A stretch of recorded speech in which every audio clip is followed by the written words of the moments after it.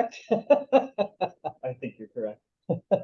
Kev, I'm just pulling up the budgets, but it's like, I'll give you a brief one on it. great. And then we can go through them. A couple of things to point out in here is that, and I'll point out substantive changes.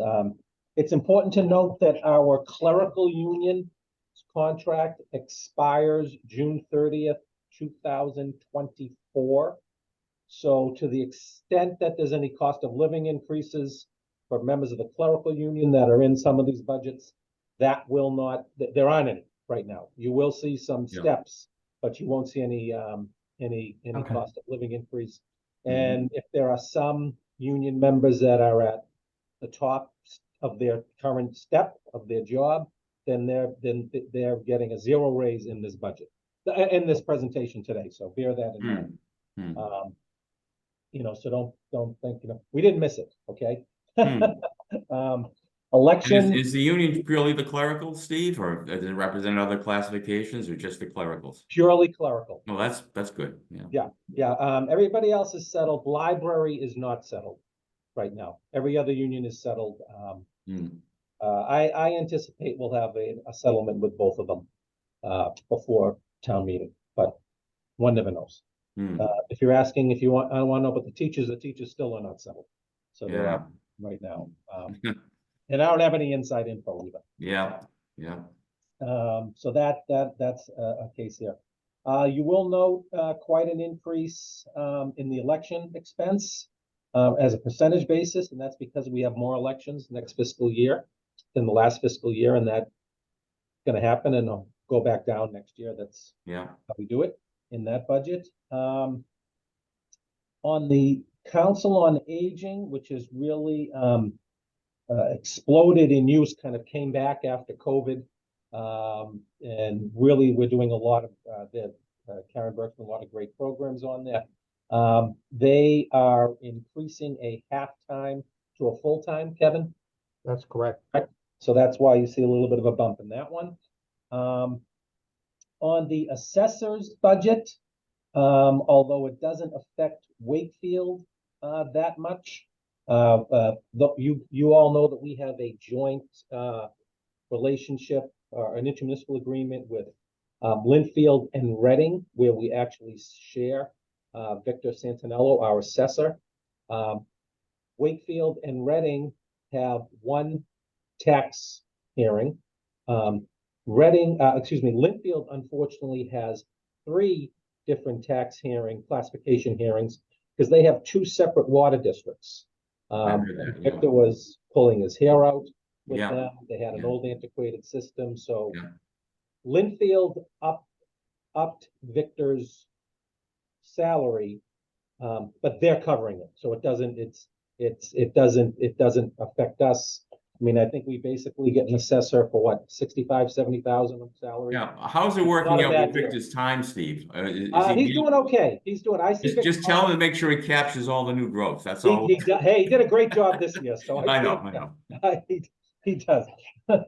Victor does a great job, and he's got it down very good. And I told Victor that Wakefield's #1, and he certainly agrees. And his health is really #1, because I don't want him to get too crazed about the communities. The only other caveat I have here is that over the last few years, I've been very growing some concern about some of our unrepresented personnel, because unrepresented personnel will get a COLA, but they don't get a step or track or things like that. So in looking at it this year, I am suggesting my budgets will all have a longevity component for non-represented personnel. And after 15 years, they would get a 2% bump that would carry through 20 years of 4%. So it's another 2, and 25 another 2, inclusive of before. The fiscal 2025 impact across all budgets is $26,000 on about $100 million worth of salaries or so. And I think the only person in this group in front of you is Kevin Gill. And you'll see that when you went through his budget. You know, So, so being a non-representative official myself, can yeah. understand this. Why wouldn't we just have a classification plan with steps, even for the non-represented folks? So automatic Um, steps. Yeah. yeah, it's a good question. I think they're a little bit different. I kind of like the way we're doing it right now. And I thought this was a good way to do it without going through a whole classification study that I would do. I'd bring in Collins Center or somebody like that to do it for me. And that Yeah. would cost me some money. And I wanted to get it done this fiscal year. Sure. But it's a good point, and you know, when I'm gone, maybe someone else will take care of that. You know, we have to be concerned about keeping people in Exactly, positions, you exactly. know, Don't especially give in this Kevin any environment. ideas. Yeah. And I'm under contract, so although I would qualify, I'm not putting in myself. Although with the numbers I'm seeing from the communities around me, I made a big mistake in not going for more. Evan's laughing at me. Well, it's your devotion to Wakefield, Steve. That's It what it is. absolutely is. It absolutely is. So, with that being said, maybe Kevin can run through, unless Mr. Chairman, you or anybody else. No, So Steve, just a quick question on that. So just so I'm understanding, so it was 2% at 15? 2% at 15, another 2% at 20, so that's a total of 4, and at 25, another 2% would be a total of 6. Okay, I will tell you that our so is that so in the case that we're looking at, is it a catch up because you get the 15 and the 20? Yeah, it would be. It missed the first year we're doing it, so it would be if you were looking at other budgets today, like in the accounting budget, there's a 4% increase, um, uh, and there is one budget that has a 6% increase in the group insurance section. We haven't even got to that yet, but everybody else for the other 5, 6, 7 other people, they're at 2s and maybe 1, 4. And there's a number of years to go. That's why I was cheap. I started it at 15. If I'd started it at 10, we would have got more people. So that was a little cheap. Okay, so just so I'm understanding this, I apologize if I'm. No, that's okay. So is it a one time for No, it would increase be in the year? budget going forward, salary going forward each year. It would be a line item in the salary each year. It's added to the It base. wouldn't be increasing each year. It's a bump this year, and then next year you would carry that same 2% unless you jumped into the next bracket. Right, okay. Yeah. So I guess it is like an adjustment or correction in that. Yeah, it's more like a market adjustment than it is Yeah, and it is rewarding people that stay, and I'm Yeah. worried as we go. I'm worried about retention anyway, as I think all municipalities are now. Absolutely. And I also think that over the next 10 years, we are going to lose some institutional knowledge here. That it'd be nice to kind of keep it and maybe spread it out, but loss it a bit. So, you know, we've been together a long time, some of us. Yeah, I think the other thing about municipal government, there's not a lot of middle management. So No. So when you lose a key official, you lose a lot of knowledge. It's hard to adjust, you know. Yeah, it is. so while we're on the salary talk, the elected salaries, how are those calculated? The elected officials, I think we usually give them 3%. 3%, Kevin, this year? Correct, 3%. Okay, and is the salary set by how is the salary set for them? Well, really, we kind of run them off the supervisor's scale, or we try to Okay. supervisor's union scale.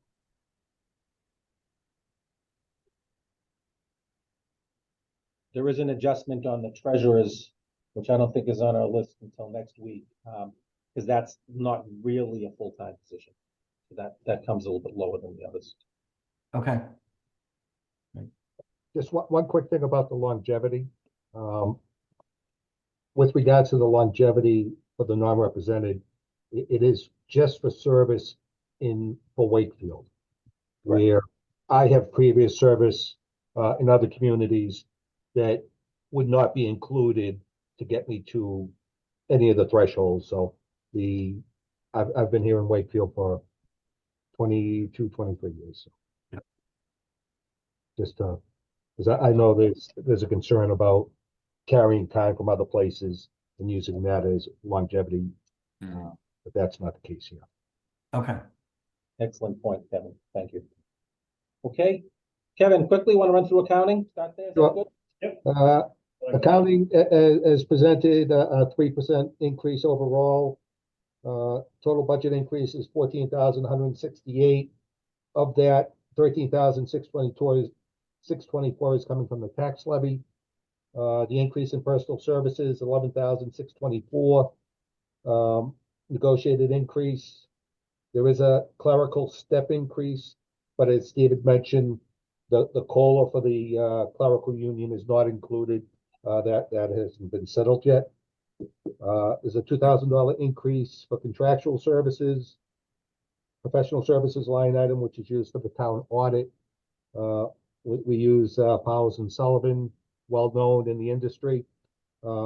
Actually, they're based here out of Wakefield. They're at the head of the lake. Like to shop local. Main expenses within this budget, 28,000 for equipment rental. The accounting office pays the bills for the printing and copy machines for town council, accounting, benefits, tax collector, building department, and treasurer's office. Again, professional services, $62,000. That's for the town audit, Powers and Sullivan. $8,000 for postage, which is used to mail the accounts payable checks. Total budget requests, 490,152, with 467,074 coming from tax levy and $23,078 coming from a water and sewer transfer, where we do charge off some portion of accounting to the enterprise accounts. So this one's right up my alley, Kevin. So I'm an auditor too, so I got to ask you a couple of questions. Sure. The audit with Powers and Sullivan. Yes. Did they increase the fee this year, or is it standard from last year? What do you have a 3-year contract with them, or how's that We going? have a 3-year contract. Started last year. I had them hold steady 1 year, which would be the current year that we're in, fiscal 24. Next year they went up $2,000, Mhm. 60 to 62, and the third year they kept it at 62. Okay. Now, I'm just the question on the 62. There are other audit requirements, specifically with the school department. Yep. Yeah, the student activity accounts get audited, and you got the DESI end of the year report, procedural report. Yep. It's not part of the 62. Is school department contracting with them on those things? I'm just Yes, they are. That's okay. correct.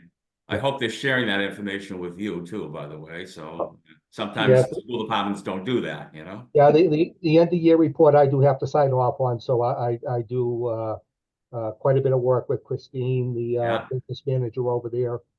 I give her the town side numbers, make sure they're incorporated into the end of year report, reflected properly, so then I have to sign off on that, so. Yeah, as I do too. So, So- And then also on the school activity accounts, same thing that Powers and Sullivan has looked at before in the past. They may be coming due for another audit on that, so. Powers and Sullivan, I'm not sure if you use them, Ed. we've used them since 1996. So Yeah. not only are they Wakefield based, but in this business, there are very few accounting firms that specialize in municipal accounting. So they're few and far between, but with the advantage of Powers and Sullivan, the key advisors to DOR. So I use them for any disputes we might have with DOR. They intervene on my behalf, and I'm sure yours as well. Things get a little hairy, you know. So they're very respectable. We have strong relationships with them. So I want to make a comment now, if I could. I think it really would be a good practice. Now, it's maybe nerds like me like to look at this stuff, but I've been looking on the website. I don't see the financial statements posted anywhere after the audit. And I do, you know, a lot of communities do post the financial statements. Okay. So I think that really would be a good practice in terms of transparency to be putting that on the website. I mean, we get a lot of good stuff on the website. You get the open checkbook. And I saw the S&P evaluation on the last borrowing, but what I do is I have Powers and Sullivan, they PDF the financial statements and I put them on my website and I'll read them. I understand them. Gives a good overall idea of the fiscal condition of the city. So I'm just recommending that maybe we start to do that because I'd be very interested. Have they finished the fiscal 2023 audit yet, Kevin? 2023, Yeah. no, they're in that process now. They actually start late. They come out, they do the preliminary work the third week in June, and they just finished up their second 2 weeks middle of December. Mhm. So they're pulling everything together now, and we're always under the gun trying to get it in Yep. on time. It's usually around that February timeframe, March 1st timeframe that we get it. So I would recommend if when we have the fiscal 2023 financial statements that they be maybe given to the finance committee. I'm sure you give them to the town council, give them the finance committee and post them. I think that not that everyone's gonna understand them, but I get into that type of stuff, you know. Right, from time to time, there are requests, and I do get a PDF, so if people ask, like Dan Sherman or somebody, I'll forward it out to them. So. Yeah. But I think if, you know, you should put it on the website, as a lot of communities do, you know. Yeah. So that's all my questions for accounting. So, so Kevin, I just have a question on the sheets that you sent us. Sure. So recommended FY 2025 has $0 on these sheets. So Right. is that something that is, so whose recommendation does that become? And we're looking department request or the town administrator request, or, you know, what should we be focused on? I think what should be focused on is the town administrator's request. Okay, That's historically what gets voted on. That's usually what's presented to town council, what will get presented to the full finance committee next week. If there are any changes, that would go into the recommendation column. okay. If there are any changes from either of the two. Steve, historically, the dollar amount that goes into the recommendation book. The dollar amount that goes in the recommendation book, the motion will be for the Town council. it's the town council, and then there is a, you know, finance committee recommends up or down for favorable action. Right. So it is the town council budget recommended by and then there is a comment made by the. So once the town council makes a recommendation, that would go into that recommended column. If Yes. it's the same as the Yeah. town administrator, it would be the same Right. number. Yeah, it would be, or Okay. they can go Right. either way.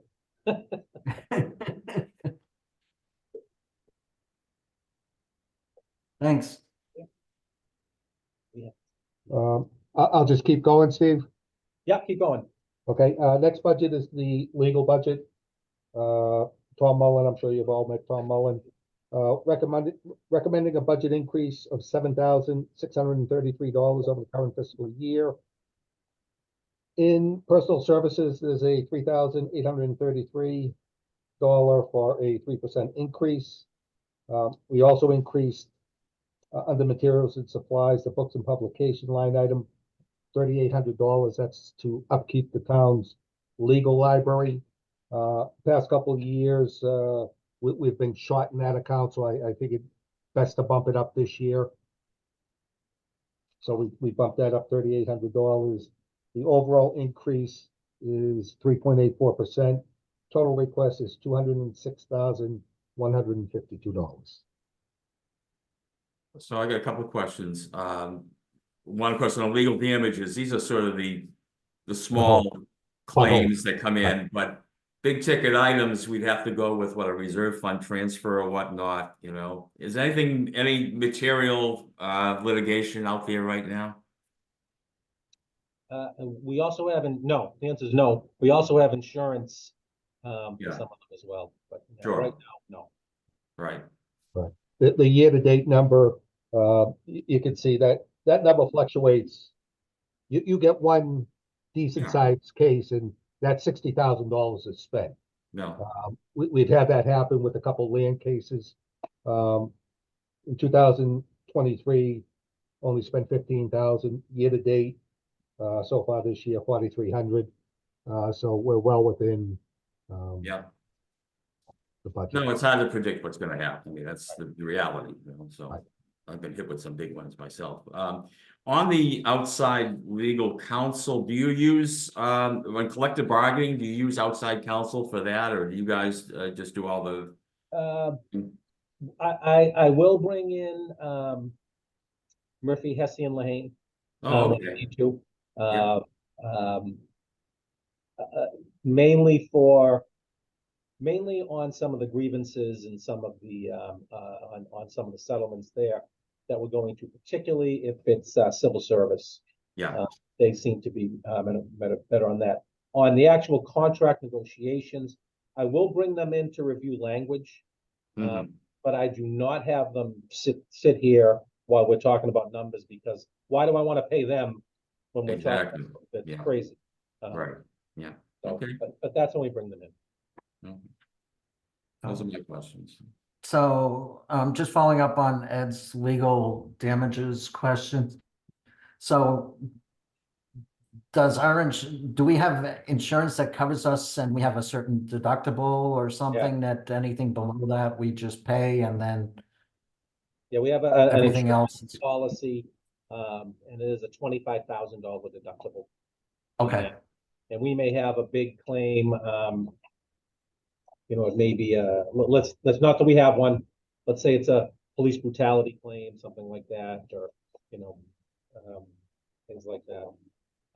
Tommy, every now and then Tommy Mullen will pay out a pothole one out of his line item there, but during this period of us doing the roads, that's when we get hit with a lot of them, because people don't see the signs, they don't see the orange paint, they don't see the sawhorses, they don't see the blinking lights. It's like right. But they see all the comments on social media. they do see those, yeah. Kevin, why, sorry, I was just, I don't have, like, I know you go back to actual spend. Can you hear me all right, by the way? Yes. Okay. You go back to actual spend for FY 22 and then year to date. What's making you bump that up? It's not a significant amount, but I'm just wondering, because we seem to be, I guess I can't form an opinion without knowing what we spent in 21 and legal library. Yeah, just because I know we had that we had some kind of litigation. I see that 280 bottom line in FY 22 where we probably brought in special counsel, right? This outside counsel. Well, I don't know. I'm just looking. Yes, we did outside. It was for outside counsel a couple of years ago with regards to the Woodville school. Yeah. The contractor filed suit about something, and we had to bring in expert witnesses. We did win, but the cost to hire the expert witnesses came out of that line item. So we ended up well over the 60,000 that was in there.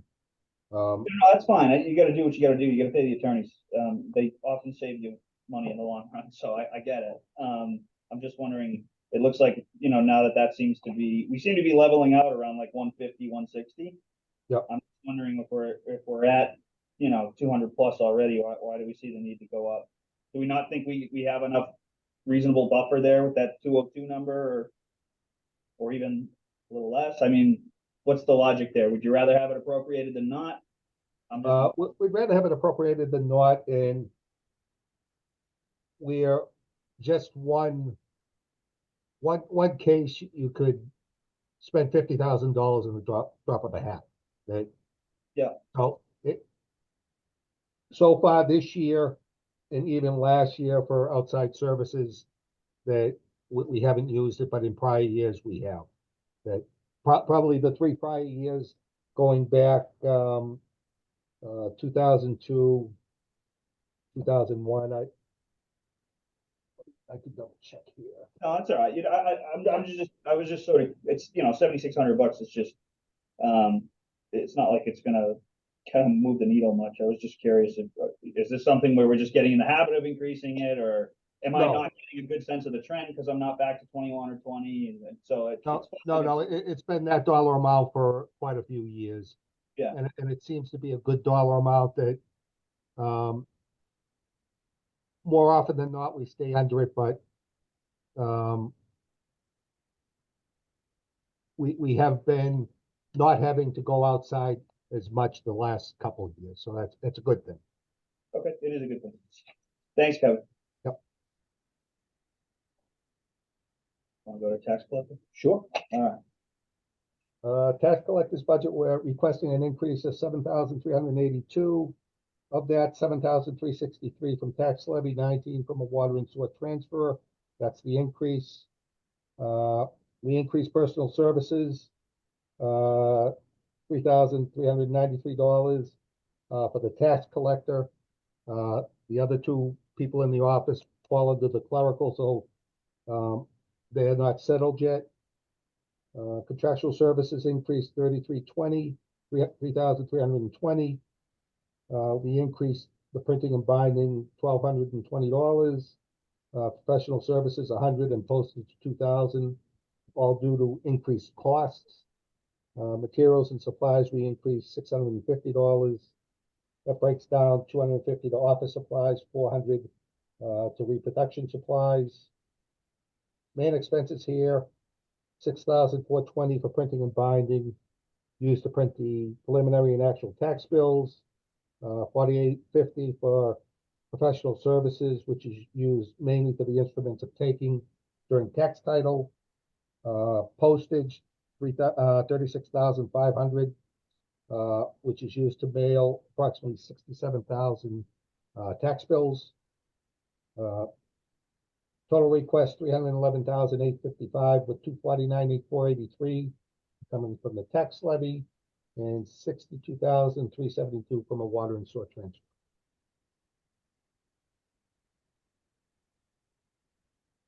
Anything there? Pretty straightforward. All right. Moving on. What do we got, assessing? Tax assessors. I'm sorry. The assessors. Recommending an increase to this budget of $8,951. The increase in personal services is $5,951.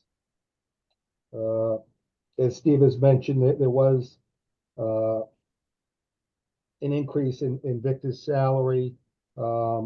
Majority of it's being reimbursed by Linfield. I think it's an overall 4% increase for Victor, based on a contractual MOU that we have with Reading and Linfield. We have 1 clerical and 1 supervisory staff in the office, so the supervisory contract has been settled. The clerical has not. Small increase in contractual services for professional services. $3,000, which is a new requirement from the DOR with regards to assessing the utilities. I think it's money well spent that Victor usually does get a good bang for his buck, especially with the new pipeline that just came through town that added to our new growth last year. Total request is $258,875. Anybody? All right. Town clerk? Actually, the next 3 budgets all fall under the town clerk. I'll run through all three quickly. If there's any questions, we can go back and revisit. The town clerk's budget, we're recommending an increase of $7,386. The increase in personal services is $4,386, which is a 3% increase for the clerk. The town clerk, step increases for the clerical positions, but no COLA yet because the contract isn't settled for the clerical. Small increases on the expense side. We increased postage $2,500 and office supplies $500. Next year is a presidential election year. Those numbers tend to rise in presidential election years, that be it people that want absentee ballots, people coming in looking to have their everything updated. So money well spent. Main expenses within this budget, printing and binding, $14,000, which is used to print the town's bylaws, code books, dog licenses. It's also used to bind the old books, birth certificates, death certificates, marriage certificates, permanent records that we need to keep. Total request for town clerk's budget, $259,479. I will point out that the town clerk's office collects approximately $70,000 annually in various monies coming over the counter. Election and registration, a small increase for next year, $1,600. Same thing, we increased postage, $1,500. Small decrease in street lists, we're ordering less of them, $400. Office supplies, we increased $500 based on usage in the presidential election next year. Main expenses under election and registration, personal services, $17,100, which is for the census workers. Under the professional services line item, $12,000. We use a company called LHS, helps with the census mailing, the printing of the ballots, maintenance on the voting machines. Postage, $9,000, which is used for absentee ballots. Total budget request there is $42,300. And the election expense budget, we're looking to increase that $13,000. Steve had mentioned that. Next year, we have one additional election. We're going from 2 to 3. Each election costs approximately $13,000 to run. Total budget request is $40,350. My question is, early voting for all of these elections? How is that working out, the early voting? The early voting, I don't think we've started yet. So Oh, okay, because it's, I I question did, the expense and time on the early voting. I don't see a lot of people doing early voting anymore, but so just asking that question, yeah. there is some early voting, but the vast majority of it is done during the day, so that Town hall is open, so they can just. town hall's open, so Okay. there's really no There's no additional. special hours for that then, yeah. There will be, Betsy will have some weekend hours for early voting. Mhm. He does it, just a Saturday and a Sunday, as I recall. Okay. She actually does more than's required, which is a good thing. Mhm.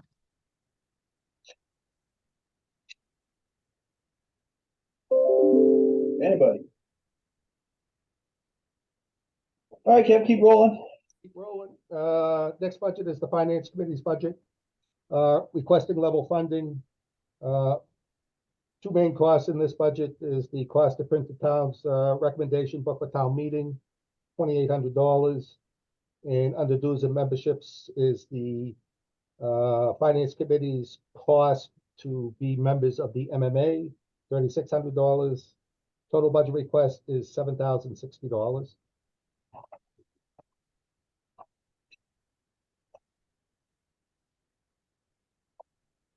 Planning board?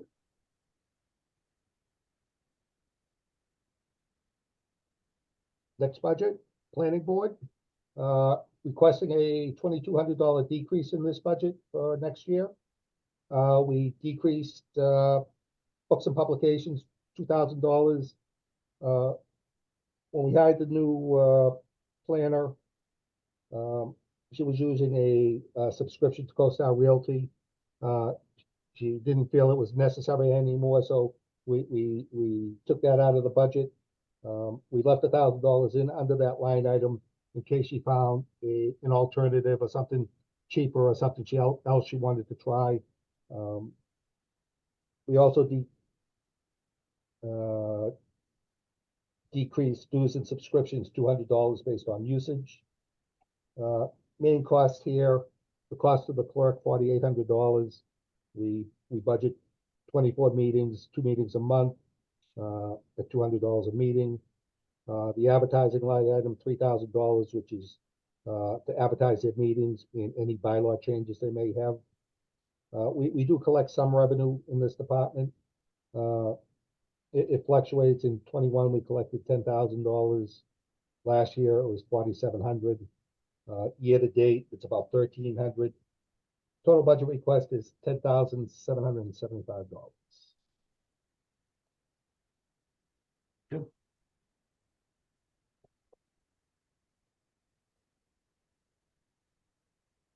Next budget, Board of Appeals. We're recommending level funding for fiscal 25. Main expenses for this budget is the cost to hold their meetings.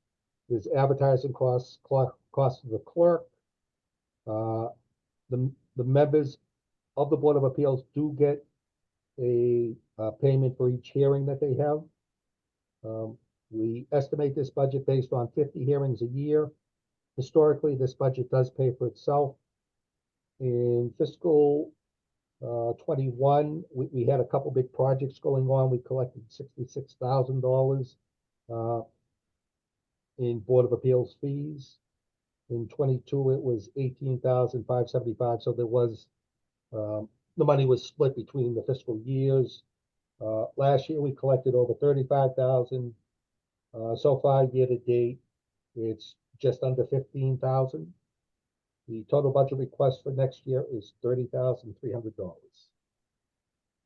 It's a quick question, not budgetary, but I know the planning board members are elected. What about the Board of Appeals members? They appointed or elected? They're appointed by town council. Okay, thanks. So, and is that right? They get a $10 stipend for a hearing? I think it's actually $20 per application. So there could be 10 hearings on that one project, but it's still only $20.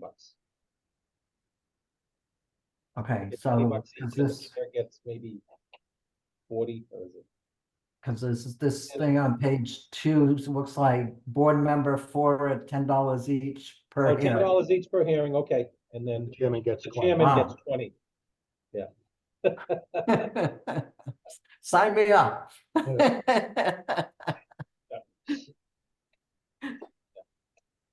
Hey, I was on the Board of Appeals years ago. I loved when that check came. It was like mad money. I'd get like, it was when $60 was $60. You know,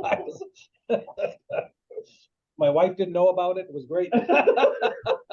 You know, that's okay. She does now. She does now. She knows now. All right, COA's got a big number. What's going on there, Kevin?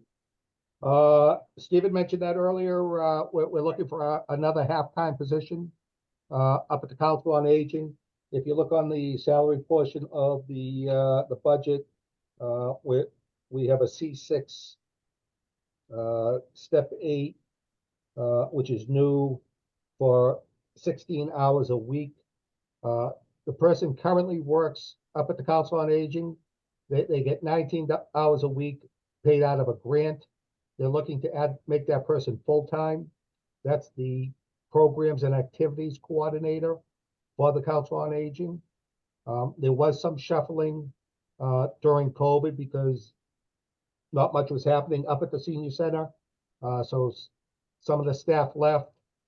There was some shifting of the positions, making them admin.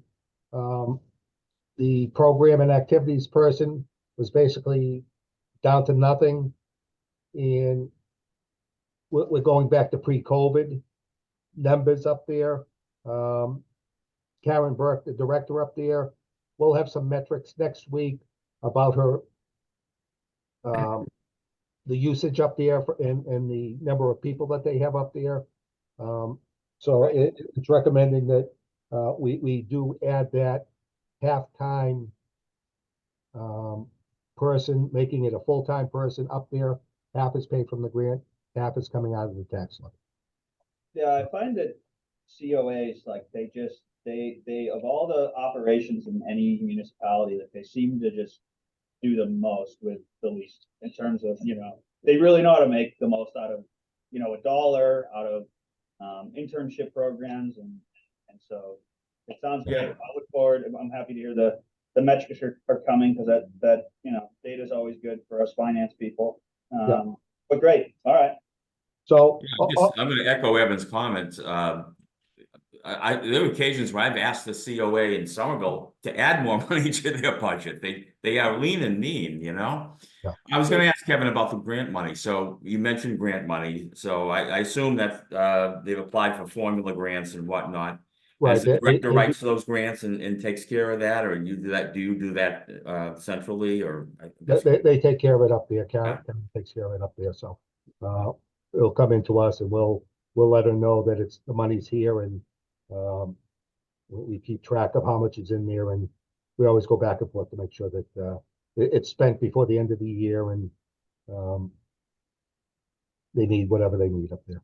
Okay, so they're running a ride program, correct? Yes. They do have van drivers up there. Yeah. And actually bringing this person on full-time, Karen has also mentioned one of the requirements she's going to have for this is that person's going to help in a pinch if they need it, that this person will be able to drive the van. Currently, they have 3 van drivers up there working part-time. We did reduce that a little bit in this budget from 58 to 56,000 based on usage so far this year. Even though Karen anticipates that increasing going forward. Mm-hmm. So. Well, I gotta say, I religiously get their newsletter because I'm a senior citizen, I guess. So kind of impressed when I read it, have all the activities going on there at the senior center. Yeah.